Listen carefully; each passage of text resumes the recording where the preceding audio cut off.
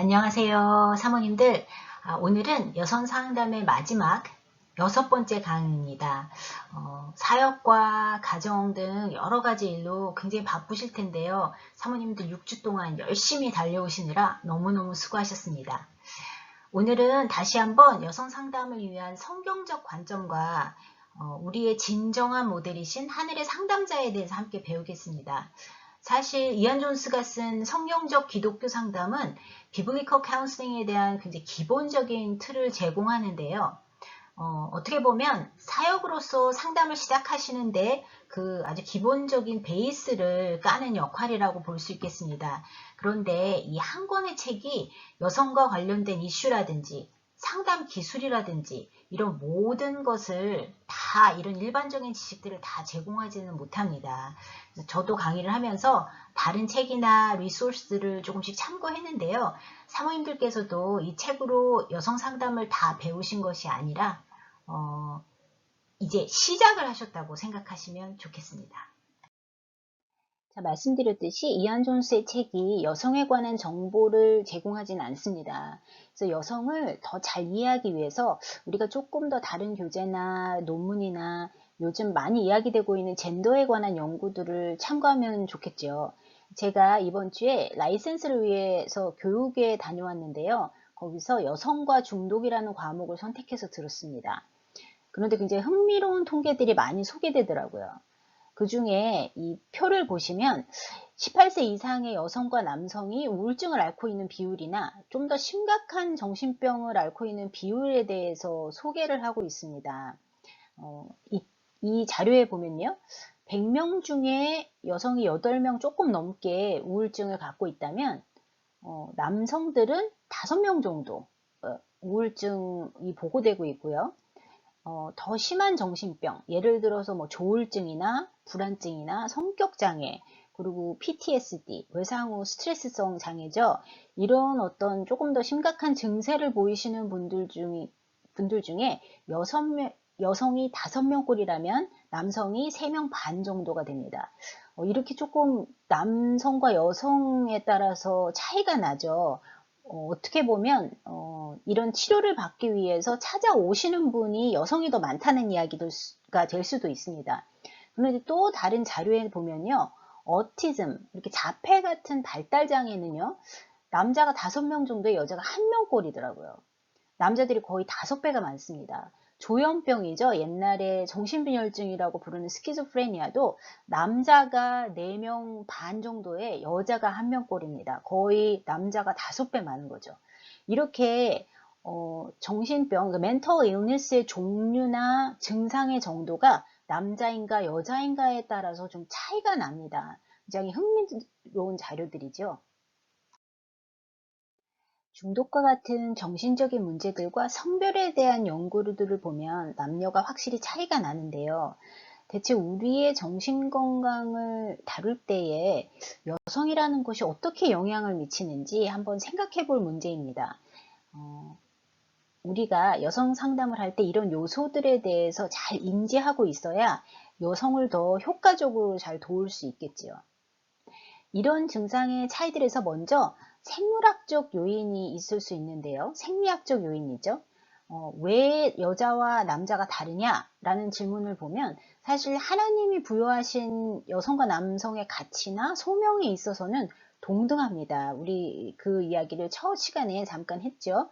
그런데 신체적으로는 분명히 다르게 만들어졌죠. 여자들이 뭐 예를 들어 체지방의 비율이 더 높죠. 그리고 몸에 있는 물의 비율은 오히려 낮답니다. 이럴 때 만약에 술을 마신다던가 마약을 한다든가 뭐 이런 경우에요. 사실은 더 리스크가 많이 있다고 합니다. 메타볼리즘도 느리고요.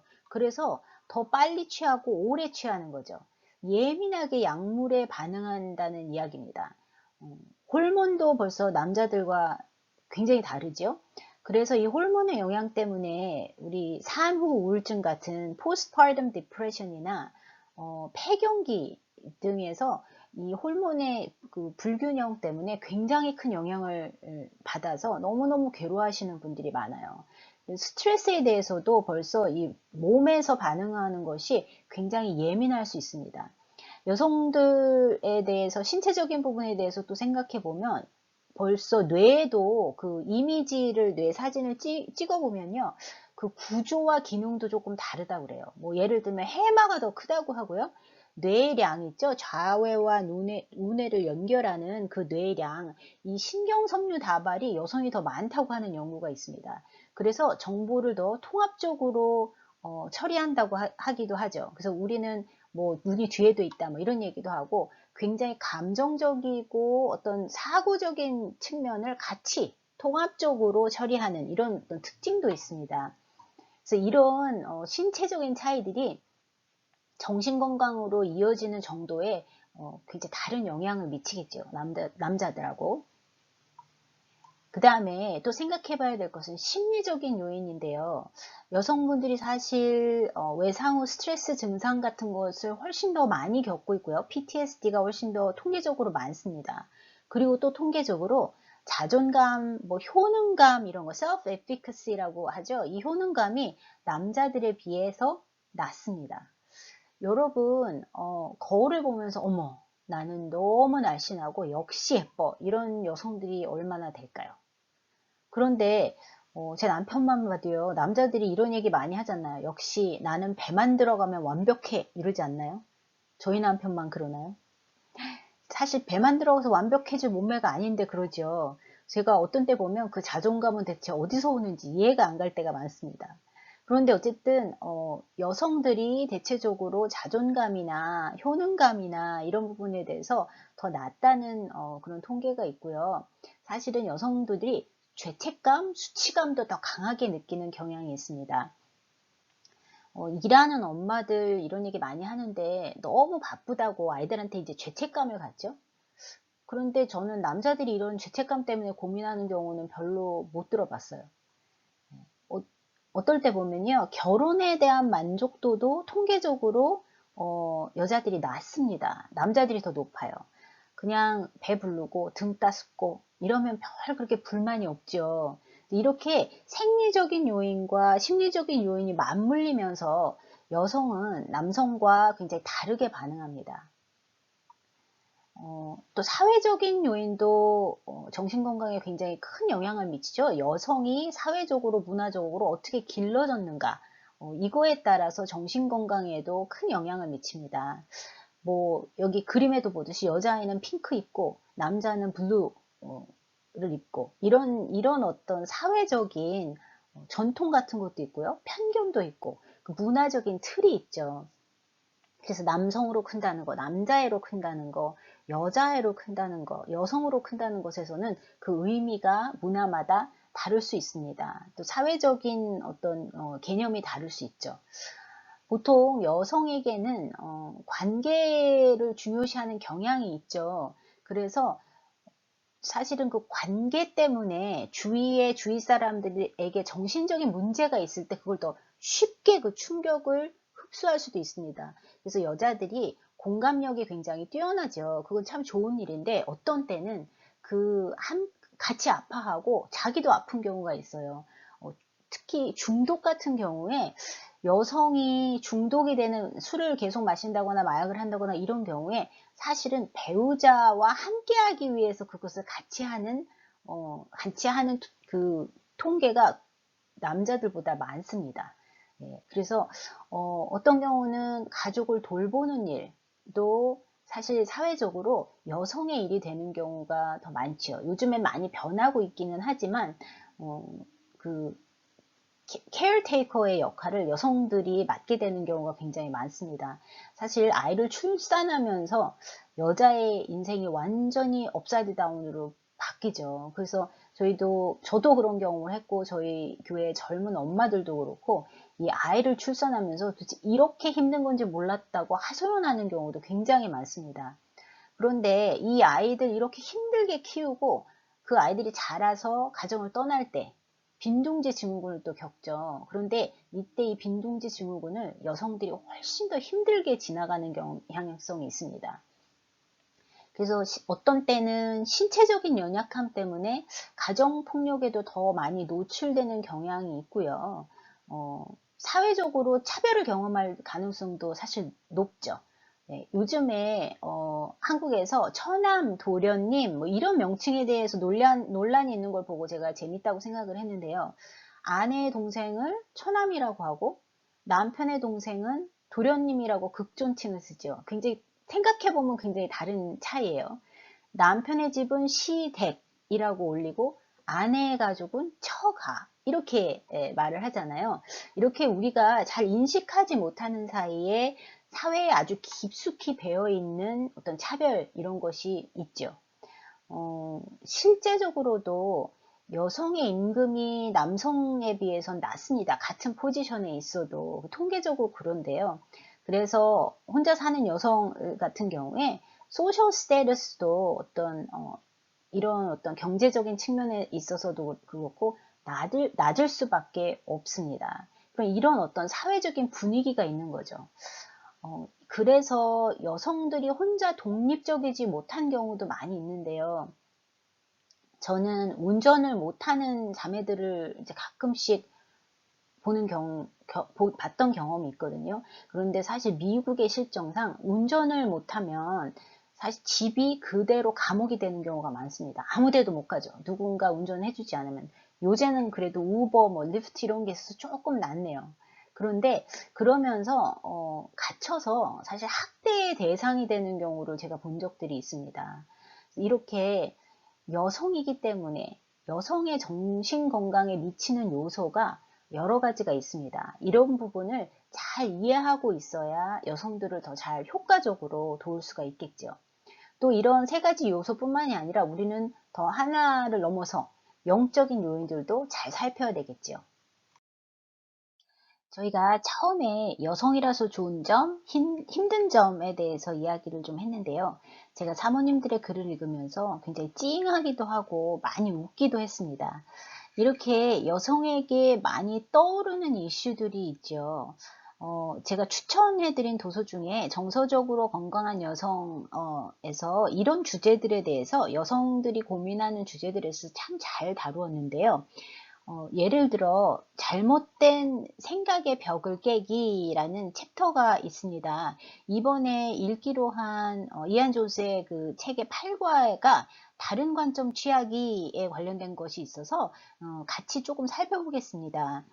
여성으로 우리가 많이 생각하는 방식 중에 좀 건강하지 않은 방식의 생각들이 있습니다. 그 첫 번째로 한 가지가 잘못되면 모든 게 잘못됐다는 생각입니다. 굉장히 극단적인 생각이죠. 우리 아이가 수학을 못하면 쟤는 영 머리가 나쁘고 네, 이런 어떤 생각의 패턴 같은 겁니다. 블랙 앤 화이트, 흑백 논리 같은 것도 있고요. 사실 이런 생각들이 완벽주의와도 관련이 있습니다. 사건도 사람도 해석하는데 할 때 그냥 뭐 아니면 도죠. 뭐 남자들은 다 개다. 이런 어떤 생각도 그 중에 하나입니다. 나는 이혼했기 때문에 실패한 인생이다. 이런 생각도 있고요. 만약에 무슨 생일 파티를 하면 완벽해야 돼요. 퍼펙트 이벤트여야 합니다. 그래서 조금만 만족스럽지 못하면 인생에서 그냥 없애버리고 싶은 날이 됩니다. 나는 막 태어나지 말았어야 해. 뭐 이런 생각이 드는 거죠. 사실 이런 성향이 있으면 내 주위에 있는 사람들, 특히 가족들, 남편이나 아이들도 다 완벽하게 하지 않으면 용서가 안 되는 경우가 있습니다. 아이들이 시험을 조금만 망쳐도 뭐 난리가 나는 거죠. 인생이 어떻게 될 것 같고. 여러분 교회에서도 이런 기대들 안 받으세요? 이런 분들 계시죠? 목사나 사모는 다 퍼펙트 해야 되잖아요. 그렇죠. 그래서 처음 봤을 때 얼마나 좋아하고 그럽니까? 그래서 너무너무 대단한 목회자라고 막 칭찬하다가 아주 조금만 마음에 안 들거나 실망스러운 부분이 있으면 갑자기 그 사람은 아주 몹쓸 인간이 되는 경우가 많습니다. 네. 그리고 이런 분들에게는 교회도 아주 완벽해야 되죠.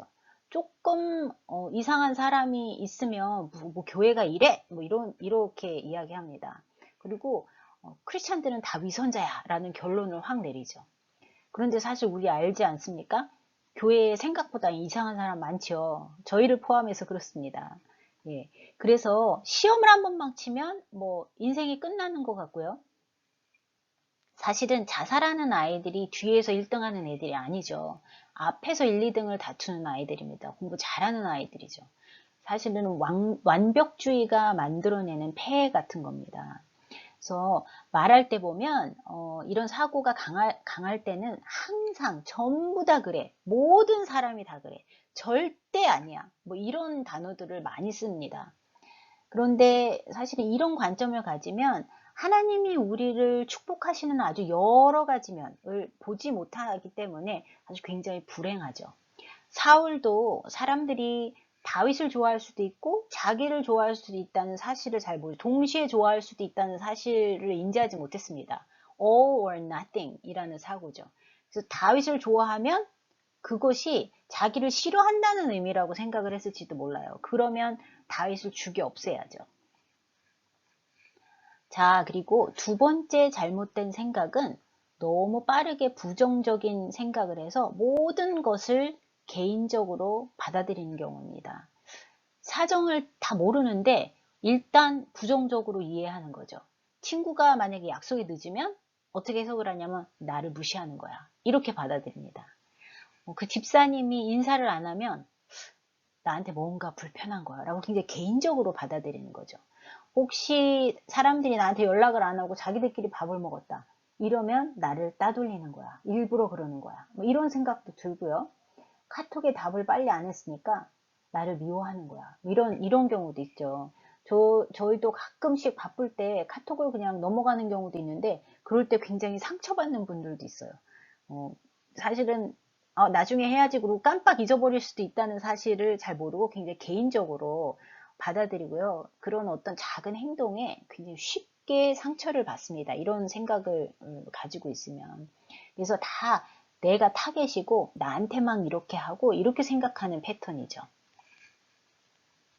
마지막으로 아무것도 절대 바뀌지 않을 것이라는 사고가 또 잘못된 생각이 되기도 합니다. 뭐 우리 가족은 죽어도 안 변할 거야. 네가 암만 용을 써야 세상은 안 변해. 이런 식의 믿음이죠. 이 남자하고 사는 이상 나는 절대 행복할 수가 없어. 행복하긴 글렀어. 이런 생각이고요. 나는 친구는 영 못 사귈 거야. 우리 애는 늘 이 모양일 거야. 늘 이렇게 까다로울 거야. 이런 어떤 절대 아무것도 바뀌지 않을 거라는 굉장히 패배주의적인 사고입니다.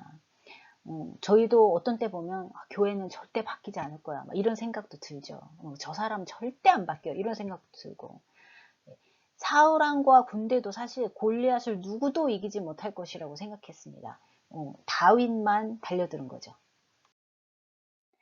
자, 그렇다면 어떻게 이런 잘못된 생각의 벽을 깰 수가 있을까요?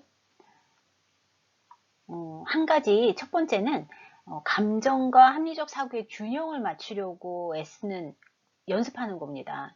여성들이 굉장히 감정적이다 이런 이야기를 많이 하는데요. 슬픔, 뭐 배신감, 분노 어떤 이런 감정들이 확 올라오면 사실 합리적으로 따지고 생각하는 부분이 방해를 받을 때가 있죠. 누가 미우면 일도 같이 하기 싫죠. 이런 건데요.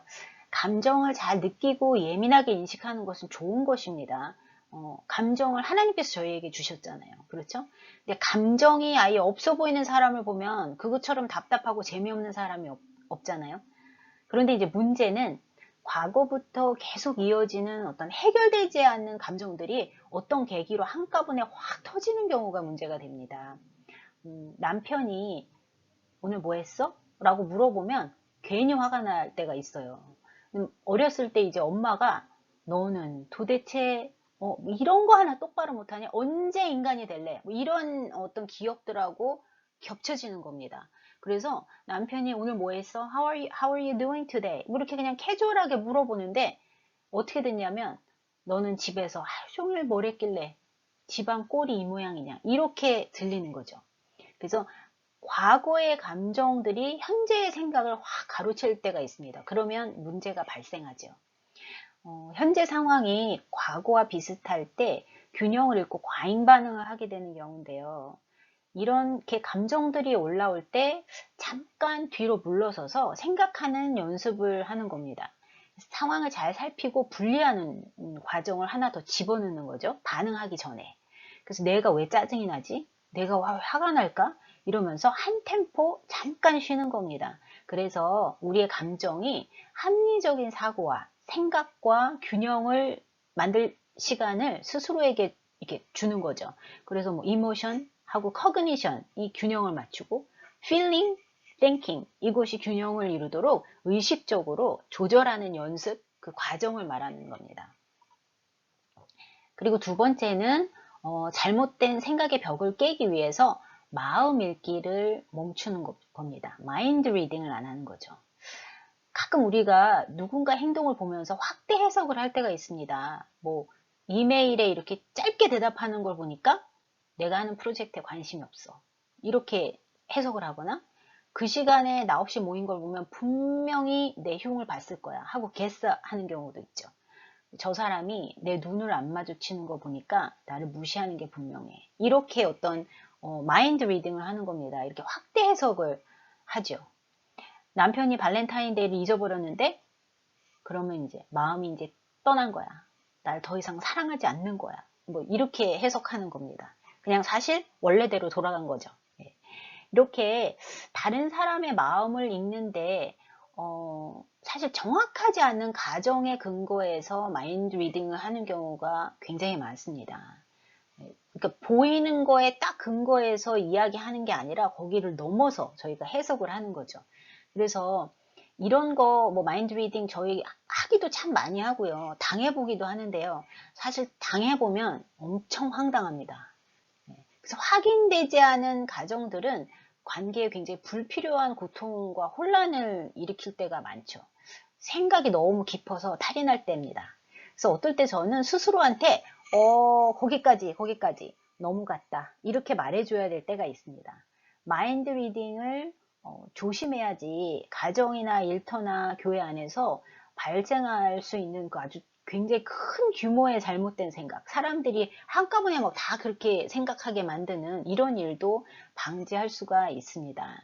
그래서 어떤 때는 그냥 심플하게 확인해야 될 때가 있죠. 기분이 안 좋아 보이는데 맞아요? 무슨 일 있어요? 뭐 이렇게 그냥 물어본다든지 네, 그냥 나 혼자 생각하고 게스하지 않는 이런 연습만 해도 굉장히 힘든 고통을 불필요한 갈등을 많이 줄일 수가 있습니다. 그런데 여러분 가장 현실적이지만 가장 건강한 관점은 뭐가 기준일까요? 요즘처럼 포스트모더니즘, 뉴에이지 이런 사조들이 유행하는 때에 과연 문제를 보는 관점 중에 어떤 관점이 우리의 기준이 되어야 될까요? 어떤 사람은 생물학적 관점에서 저같이 심리학을 한 사람은 심리학적인 관점에서 주로 문제를 볼 거고요. 사회학을 하신 분들은 사회학적인 관점이 강할 텐데요. 성경적인 상담자로서 우리 생각의 틀은 성경적 관점이 기준이 돼야 되겠죠. 그래서 이 성경적 관점은 절망스러워 보이는 상황에서 어떻게 희망을 찾을 수 있는가에 대한 답을 제공합니다. 이런 관점을 제시하죠. 현재 상황을 해석하고 미래를 보는 관점을 제시하는데요. 이런 희망 없이 절망적인 상황에서 다른 관점으로 보는 바로 희망을 보는 대안적인 관점입니다. 그냥 근거 없이 너무 무턱대고 해맑은 낙관주의가 아닙니다. 우리의 관점에는 분명한 근거와 역사적인 증거가 있죠. 하나님의 사랑이고 예수님의 희생입니다. 예수님의 십자가인데요. 그리고 함께 하신다는 약속, 천국에 대한 소망 이런 것이 저희의 관점이 되죠. 그래서 이 소망을 가지고 절망을 해석하는 우리의 태도가 바로 성경적인 관점이라고 할 수 있겠습니다. 바로 상담에서 우리를 찾아오는 여성들이 이 성경적인 관점을 발달시킬 수 있도록 돕는 것이 저희가 상담자로서의 궁극적인 목표가 되겠죠. 제가 저희 가정을 생각해 봐도 그렇고 제게 상담하러 저를 찾아오시는 많은 분들을 보면서 끊임없이 드는 의문이 있었는데요. 왜 세상에 이런 고통이 있어야 할까? 누구는 이렇게 고통받는데 왜 또 누구는 편안해 보일까? 왜 어떤 사람은 저런 불치병에 걸려서 저렇게 고통스럽게 죽어가야 할까? 왜 저렇게 답이 없는 생활을 계속 이어나가야 할까? 이런 질문을 하고요. 어떤 경우는 같은 크리스찬인데 왜 우리는 미국에서 혹은 한국에서 자유롭게 신앙생활하고 누구는 공산권이나 이슬람권에 태어나서 목숨을 걸고 해야 할까? 이런 의문도 들지 않으세요? 그래서 우리는 이해할 수 없는 고통을 어떻게 이해해야 할까요? 어떻게 해석해야 될까요? 이런 어떤 질문을 계속 했는데요. 꽤 오랫동안 이 문제에 대해 답을 찾을 수가 없었습니다. 그런데 베스모가 쓴 교재로 제가 교회에서 자매들하고 성경 공부를 하면서 하나님께서 제가 너무나 고민하던 문제에 개인적으로 답을 해 주셨어요. 다니엘서를 공부하면서였는데요. 말씀을 보면 이 다니엘의 친구 세 사람이 느부갓네살 왕에게 절하지 않아서 풀무불에 던져지는 장면이 나옵니다. 이 세 사람이 말씀을 좀 볼까요? 사드락과 메삭과 아벳누고는 결박된 채 맹렬히 타는 풀무불 가운데에 떨어졌더라. 그때에 느부갓네살 왕이 놀라 급히 일어나서 모사들에게 물어 이르되 우리가 결박하여 불 가운데 던진 자는 세 사람이 아니었느냐 하니 그들이 왕에게 대답하여 이르되 왕이여 옳소이다 하더라. 왕이 또 말하여 이르되 내가 보니 결박되지 아니한 네 사람이 불 가운데로 걸어다니는데 상하지도 아니하였고 그 넷째의 모양은 신들의 아들과 같도다 하고 느부갓네살이 맹렬히 타는 풀무불 아기 가까이 가서 불러 이르되 지극히 높은 하나님의 종 사드락 메삭 아벳누고야 나와서 이리로 오라 하매 사드락과 메삭과 아벳누고가 불 가운데서 나온지라. 총독과 지사와 행정관과 왕의 모사들이 모여 이 사람들을 본즉 불이 능히 그들의 몸을 해하지 못하였고 머리털도 그을리지 아니하였고 겉옷빛도 변하지 아니하였고 불탄 냄새도 없었더라 라고 말씀하고 있습니다. 크든 작든 어쩔 수 없이 세상을 살면서 고통을 겪게 되는데요. 그런 저희들에게 크리스천들에게는 세 가지의 시나리오가 있다고 베스모가 말합니다. 그 첫 번째 시나리오는 뭐냐면요. 불로부터 구하시는 하나님을 경험하는 것입니다. Delivered from the fire 이런 표현을 쓰죠. 그래서 아예 불에 던져지질 않는 거예요. 마치 우리가 오늘도 무사히 수업을 듣고 건강하게 밥도 먹고 이런 평범한 하루를 이어가는 것처럼 하나님께서 미리 안 좋은 일, 힘든 일을 막아주시는 겁니다. 주님의 은혜로 오늘도 평안히 하루를 사는 것이죠. 그러면서 우리는 우리의 믿음을 세워나갑니다. 일상의 삶 속에서 은혜를 경험하면서 하나님을 배워나가죠. Our faith is built 이렇게 이야기를 합니다. 두 번째 시나리오는요. 바로 불 가운데서 구하시는 건데요. Delivered through the fire 이렇게 얘기합니다. 다니엘의 세 친구들처럼 불 속에 던져지는 겁니다. 고통을 경험하는 것이죠. 힘든 병에 걸릴 수도 있고 장애를 가지고 태어날 수도 있다는 겁니다. 사역을 하면서 사모로서 어쩔 수 없이 건너가야 되는 강 같은 것이 저는 있다는 생각을 하는데요. 아주 불같은 시험을 견뎌야 할 때도 있습니다. 꼭 사단이 너 이래도 버티고 있을래? 그래도 계속 하나님 경배할래? 이렇게 약 올리는 것 같을 때가 있어요. 그런데 이런 때를 지나가고 이렇게 불 가운데로 지나갈 때 어떤 경험을 하게 됩니까? 하나님의 임재를 더 깊고 더 진하게 경험하는 경우가 있습니다. 바로 그 불 속에서 함께 지키시는 주님을 경험하는 것이죠. C.S. 루이스가 말하기를 우리가 편안할 때는 하나님은 저희 교회에 이렇게 속삭이시지만 우리가 고통당할 때 그때는 정말 크게 외치신다고 말합니다. 고통이 하나님의 메가폰이라고 말하죠. 그래서 고통 속에서 붙드시는 하나님의 은혜를 경험한 사람은 하나님이 얼마나 놀라운 능력을 가지셨는지 하나님의 사랑이 얼마나 지독하게 진한지 경험으로 알게 됩니다. 그래서 그 결과로 불 가운데서 우리의 믿음이 더 세지고 단련되는 것이죠. Our faith is refined 이렇게 됩니다. 정금처럼 재련되는 거죠. 자, 마지막으로 세 번째 시나리오인데요. 불 가운데 던져지고 다 타서 그분의 품에 안기는 것입니다. Delivered by the fire into his arm 이라고 말하죠. 이제 진짜 집에 가는 겁니다. We're going home. 천국에 가는 거죠. 이때 비로소 우리의 믿음이 완성됩니다. 우리를 영화롭게 하시기 때문입니다. 자, 그럼 여러분, 우리의 삶에 주어진 이 세 가지 중에 어떤 시나리오가 가장 좋을까요? 사모님들은 어떻게 생각하세요? 맞습니다. 다 좋습니다. 우리에게 나쁜 시나리오가 없어요. 고통을 비껴갈 때도 좋고요. 고통을 지나갈 때도 하나님과 함께해서 좋고, 고통의 끝에서 주님을 만나기 때문에 좋습니다. 저희 삶 가운데 늘 하나님이 계시기 때문에 다 좋은 거죠. 저는 이렇게 말씀을 통해서 고통에 대한 저의 관점이 정리가 됐는데요. 여러분은 고통을 어떻게 이해하고 계세요? 여러분의 관점은 어디로부터 왔습니까? 자, 이제 정리하면서 상담자로서 위로의 사역을 감당하시는 여러분께 여러분을 평생 가이드하실 한 분을 소개하려고 합니다. 벌써 다 아시죠? 하늘의 상담자입니다. 하나님, 예수님, 성령님이신데요.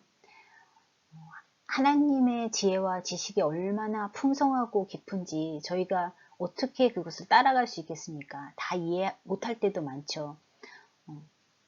제 강의가 구멍도 많고 완전하지 않습니다. 제 견해도 굉장히 미흡한 점이 많습니다. 그러나 여러분의 사역을 주님께서 이끄신다면, 여러분이 주님께 계속해서 배워나가신다면 그보다 더 의미있고 확실한 사역이 어디 있겠습니까? 우리의 치유의 여정에서 철저히 이 하나님의 풍성한 지혜와 지식과 판단에 기대어 가야 된다고 믿습니다.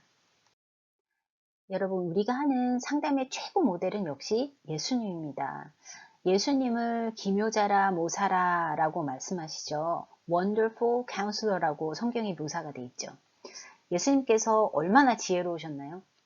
예를 들어 가늠한 여자가 바리새인들에게 끌려왔을 때 예수님을 한번 생각해 보세요.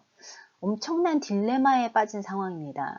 율법에 아주 빠삭한 바리새인들이 분노에 차서 답을 요구하고요. 하나님을 말씀을 지키는 율법학자들이라서 틀린 말이 없습니다. 까딱하면 하나님의 말씀을 위배하고 부정하는 사람으로 몰립니다. 가늠한 여자는 사실 법을 어긴 게 분명했고요. 근데 그 안에는 그 두려움과 상처로 가득했죠. 그런데 이 성난 군중들에게 예수님이 바로 답을 하지 않으셨습니다. 침묵하시면서 뭔가를 쓰셨죠. 위협적으로 바리새인들을 공격하지도 않으셨습니다. 너나 잘해 이러지 않으셨어요. 모두에게 생각할 시간을 주셨습니다. 그러면서 침묵 이후에 너희 중에 죄 없는 자가 먼저 돌로 치라 라고 답하시죠. 이때 문제의 초점이 바뀌어집니다.